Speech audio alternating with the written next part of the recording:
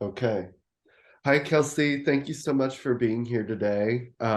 We just are so excited to have Move Me showing here today, and we're so excited to talk about the film. So let's just dive right in. We talked a little bit about how dance can be a healing process, and I wanted to know if there were any particular moments while you were choreographing and rehearsing a cripples dance that stood out to you. In terms of like your healing journey. Oh wow. So many moments. There's this scene in the film, it's actually my favorite scene where I'm sitting in the studio by myself and I'm starting to like put things together. Um, and that for me was really powerful because it was like one of the first times that I felt like I was back at it again in a way that felt familiar. Um, and so it made it less daunting and scary and like so that's kind of redundant. And it just felt like it was this blooming of myself again, you Mhm. know?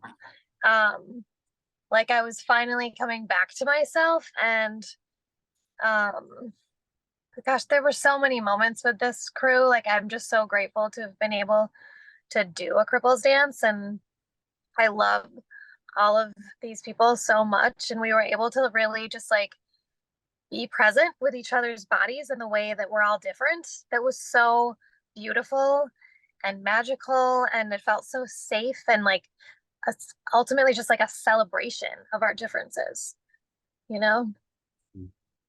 Totally. Totally. The art making process has so much in it to help us understand ourselves, and it can be so healing.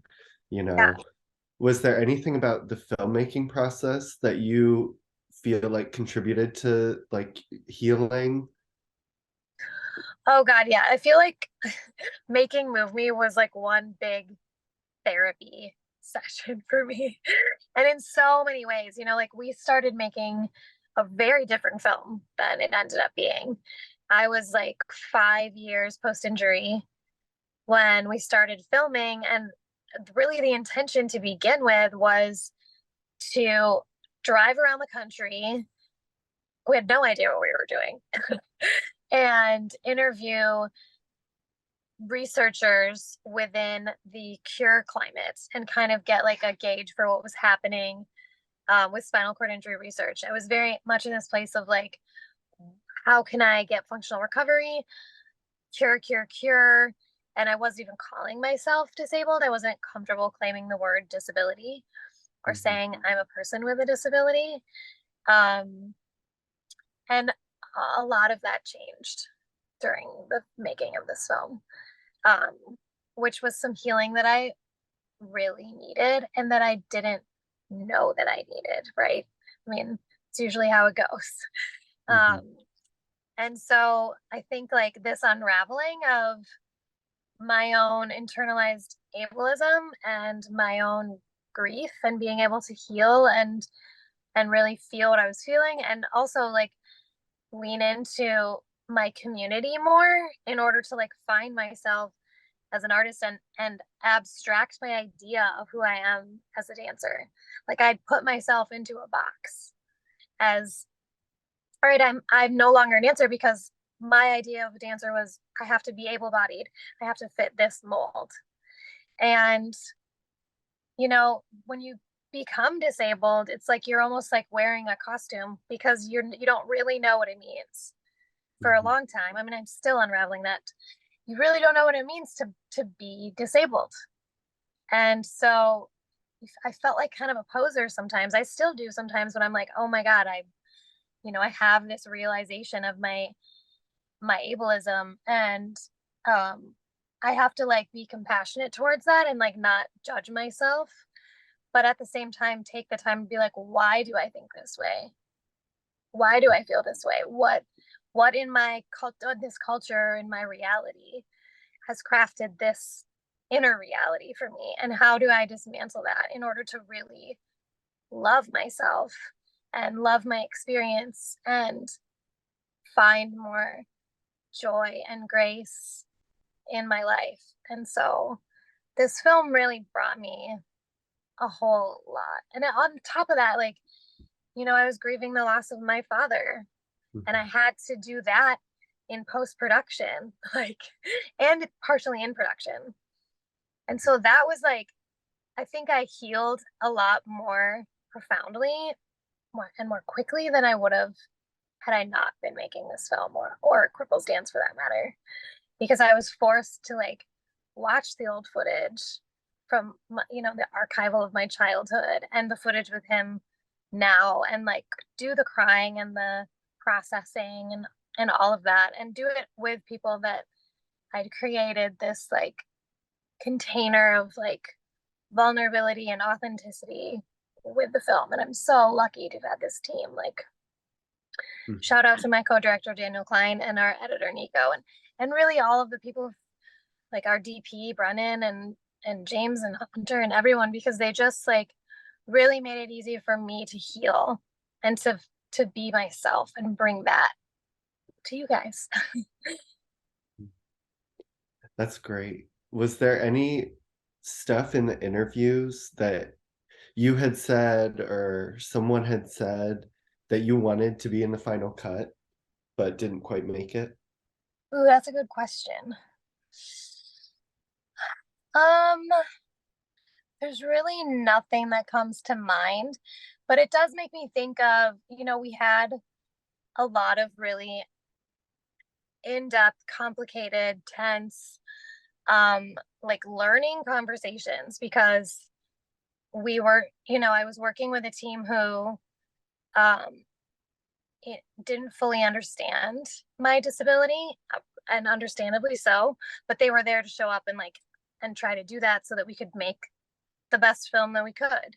Um, and so I had to push for the sex stuff because I didn't want to leave that out. I think that would be doing a disservice to myself, to the disability community, to just in general, really. Um, and so I remember having conversations explaining like why, like this wasn't just this like, I want to talk about sex, you know. It wasn't this like gratuitous, pointless thing. It was like, let's try to work on dismantling this like desexualization of people with disabilities. you Yeah. know? Yeah. And they were here for it. Like once we had these conversations, my team was like, yes, all right. Mhm. And that felt really good. Mhm. So, That's great. Sorry. Hi, Kelsey. It's Simone. I'm going to interview you now and ask you some questions. It's funny because my first question I had listed out for you was going to be about sex and sexuality, and how in the film, I didn't even think about this watching the film until you mentioned it, about how when you become someone with disability, it's like your whole entire life changes. And that includes your sexuality. And I wanted to ask you, since the film has been produced and has been shown, have you been able to regain confidence in you you and your sexuality as a woman, and how has that changed since the film has ended? I love that question. Thank you, Simone, coming in hot. Um, yeah, that's funny because when I watch the film now, that's the one thing that I look at and I'm like, wow, I have changed a lot when it comes to that. Like, I think I was in this like able-bodied normative zone of what sex looked like. And that's because that's how my life was for 27 years. So I I've done a lot of work, and taken some courses and had more conversations around like, what does like exploring new pathways to pleasure, and having fun with that, and loving my body and working on self-love. Like reading The Body Is Not an Apology was like game changer. I took this course called A Sensual Self-Care Academy with Che Luna, who's awesome. They're on Instagram. Follow them, Che Luna. That totally changed my life. Like just starting to really dig into my sensuality as it is now, right? Because our bodies are always changing. And I think that's like one of the biggest realizations I've had in this process is like, we're all always changing. I had this dramatic change that happened like really quickly, but it made me like think about how we always have to be in this like constant investigation of who we are at any time in our lives. And I think that being an embodied experience, you know, and like figuring out what feels good to me now. What do I like now? What do I not like anymore? Like what do I need to shelf, you know? Um uh so yeah, that has been really liberating and fun, and I'm excited for just my future with my own sensuality, you know, more than I ever have been since my injury. That's awesome. Yeah, you just seem like very confident. I mean, I feel like you always were, but I think since the film has ended, you just seem like more confident in this version of yourself. I mean, I could tell during the film you had some kind of anxiety about talking about your injury, about talking about what happened to you. Like you just seemed kind of fearful of it. But now I feel a sense of just an overall better confidence and more acceptance to, who you are today. So my next question is, how has your confidence changed in yourself beyond sexuality? I think I've just been able to lean more into what this injury has like what this like the perspective that I have now and the gifts that I have to give now, honestly, because of that. And that's really empowering, you know, like to be able to look at my experience and go, all right, this is what this has taught me, things that I never probably would have learned otherwise. Um, and that's beautiful. And I have something really unique to give. We all have a story. And I think I've just, like making this film has made me very aware of the power of my story and how wonderful it is to be able to step into my power and like see myself as a beautiful disabled woman and to look at what I have to give because of that, not in spite of that, you know. And that's just been like everything. Yeah, that's great. And so, also Lux and I are also dancers too. I haven't danced in like But 3 years, but I used to do like ballet my whole entire life, lyrical, tap, jazz, all of it. So, and I stopped because COVID. That's why I haven't danced since then. But I do want to get back into it. But you mentioned earlier about how you were a dancer and you were kind of put in this box of like, having to look a certain way and be a certain way. And I can relate because, there aren't many Black female dancers out there. And when I was dancing, I was younger, I was always told I had to have my hair at a certain bun. I had to be a certain shape and a certain size.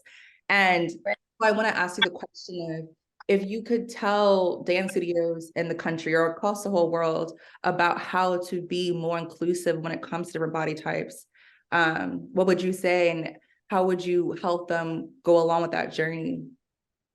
did you say dance studios or Mhm. like companies and stuff? Yeah, dance companies. Yeah. Yep. Yeah. Yeah. You made me even think about how like Black dancers, how are there are nude leotards and nude tights, and it's like that doesn't exactly work for everyone. Yeah. Um, so yeah, it's definitely a culture where, especially ballet, where it's very white. And I think that like, you know, you see companies like Alvin Ailey, like what a groundbreaking breaking company, um, to come out and celebrate Black joy and Black liberation. And um, like I think of other companies like what is that? There's an Asian ballet company that I've always wanted to see. But I think just encouraging people to think about the stories that need to be told and that want to be told, and to think about how every body has, there's no wrong way to have a body, as Sonia Renee Taylor would say, and everybody has something beautiful to give the world. And so I think by like making our, you know, by making our companies or our studios more diverse, we're making ourselves more interesting. We're making ourselves more we're showing like this the beauty of equality and the beauty of like standing together and having a unified message of love and um, positive change in this world. Like I think it's a lot more interesting to see all these different bodies moving together and celebrating each other. Yeah, that's great. My next question was about the Cripples dance. So I watched the film like twice in this span of like a 1 week. I thought it was a really great film, and I really enjoyed the dance. Like towards the end of it, like, I thought the dance was like beautiful. It was beautifully put together, great lighting, just a great story, great music. But I wanted to ask you, when you were choreographing the dance, what was the hardest part about choreographing it, working with different body types, working with different tools and materials, and having to learn for yourself how to dance with other people with your new body? How did that process go about mentally and physically with you? Yeah. Mentally, like I started out doing it alone, and that felt um I think it was easy for me to go into a dark place dancing alone. Like I love there are parts of it that I love. But then I have to like I start to notice that okay, it's time for me to bring this into community because like that's half the fun of dancing for me is collaborating. And so in that way, like it was and then physically it was hard, like, you're in the studio with like five people and you're choreographing and you have this like vision and you have to understand that like every movement has to be modified in a way that fits everybody. And so it's like this, it becomes this really collaborative choreographic process in that way, because you have to listen to how this is going to work in this body. Right. And by working with this person and asking them and coming up with ideas together.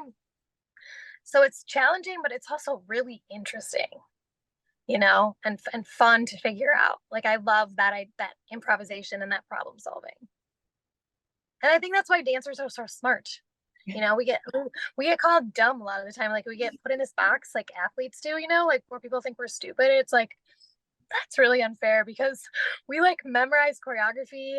We know our bodies and we're so spatially aware, and we just have like this understanding of how to adapt and improvise that I think spills over into other areas of our lives. Definitely, definitely. I do a lot of weightlifting now, so I'm constantly in the gym with lifting weights. And like for me, I have learned form so well quickly because I'm used to dancing. So like me being in the gym and like getting the squat form down and getting like the RDL form down, it's easy because like I'm used to my body being in different positions and different formats. So it's not hard for me to like learn new things pretty quickly, you know? My next question was about the film and about your father in the movie. You mentioned like a little bit into the film itself how your father was really angry at you when you first were injured.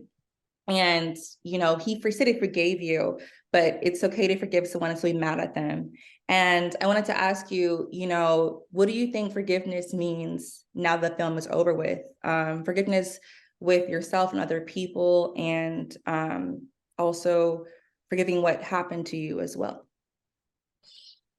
Wow, that's a really big question. No one's ever asked me that, like what forgiveness means to me. Um, oh man, I don't feel like I personally ever was mad at myself or like I ever blamed myself. Um, I know my dad was mad and I get that, you know. He had he had a vision for my life and he also saw this coming. So I think that also made it easier for him to be mad, you know, because he warned me and I didn't listen. Um, and I think that just makes it that much more painful, probably as a parent, like trying to do what you can and feeling like you don't have control of that, you know. Um, but I know that we've forgiven each other and I've done the work to like my own work with him in the spirit world, for me and for him. Um, and that has been a game changer for me. Like that's been so beautiful and I feel like there's just love between us now. And I think a big part of forgiveness is not taking someone else's actions so personally, because I know that his anger wasn't about me. It wasn't about like him being mad at me and what I did and like I messed up and da da da. It was him being really sad for what had, you know, been taken from me and how my life had changed. And um, I do wish that he could have seen more of, like, moved more into a space of, you know, look at what I can do now and be now. And he did in a lot of ways. I have to give him credit for that. He did. But yeah, I think for me, it's like, I, I forgive him because it wasn't ever about me. And that's a big part of that, you know, removing that element, I think makes it easy to separate ourselves in that way and not feel so damaged by that. Yeah. That's great. Thank you, Kelsey. That's all I had question-wise. I didn't know if Lucas had any more questions, but I want to just say thank you for your time. We really appreciate all of it. The film, again, was fantastic. I watched it twice because it was so good. And you're welcome. And I just really enjoyed hearing about your story. I think for me, it was just, I just learned so much about what it means to be someone with a spinal cord injury, but you know, your job is to move your body. And I think that just seeing you figure that out gave me a lot of just, I guess, more gratitude for the things that, you know, we think that we can't do, but we can no matter what. You know, you like your own limit is yourself. And so just thank you for giving me that reminder. So yeah. I love that. Thank you. And thank you for seeing it that way. Like, that's awesome. Thank you. Yeah. You want to Yeah. add anything? No, just thank you so much for being here, Kelsey. This was a wonderful talk, and we appreciate it so much. My pleasure. Truly. Thank you guys. Thanks. Okay, I'm gonna put the recording now. I'm gonna pause this. Mhm.